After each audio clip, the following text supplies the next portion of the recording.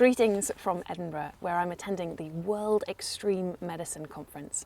And yesterday was amazing. I was getting inspired by astronauts, by Antarctic explorers, mountaineers, and ocean rowers, all of whom have had to cope with sleep and sleep deprivation in extreme environments. But for a southerner like me, even coming up as far north as Scotland presents its fair share of challenges. Sunrise this morning wasn't until after 8 a.m. and sunset, if you're lucky enough to see one in all of this cloud, will be before 4 p.m. This is almost a full hour less of daylight than I get down south.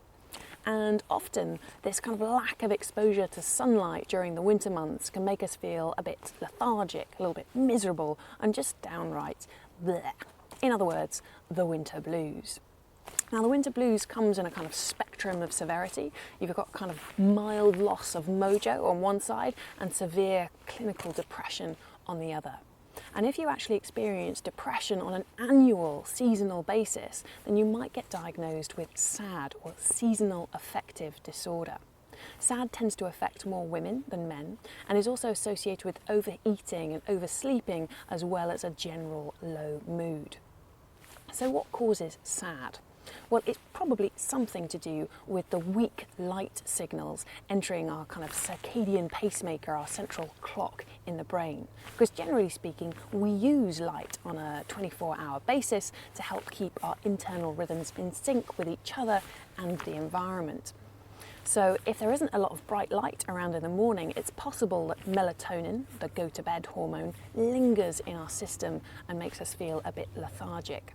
But circadian disruption has also been linked to disruptions in serotonin, the happy hormone, and active thyroid hormone, which influences our mood, our energy, and appetite.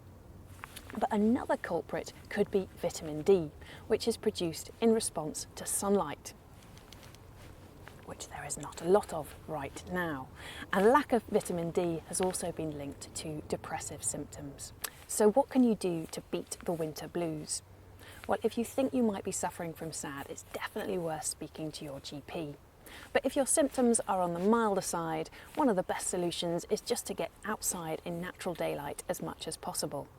In the winter months, I also use a dawn simulation or light alarm clock. It comes on gradually 30 minutes before your wake-up time and bathes your bedroom in a bright light and helps you get up and go. And in fact, light therapy, so sitting in front of a light box for 30 to 60 minutes in the mornings, is one of the treatments for SAD.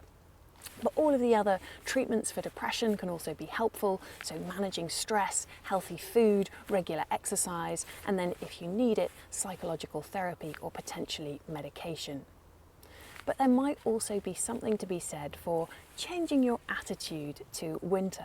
I know in Scandinavian countries they often celebrate the coziness that comes with the dark and cold of winter and huddling around a nice warm fire, but they don't let that stop them from getting outside and active in the snow.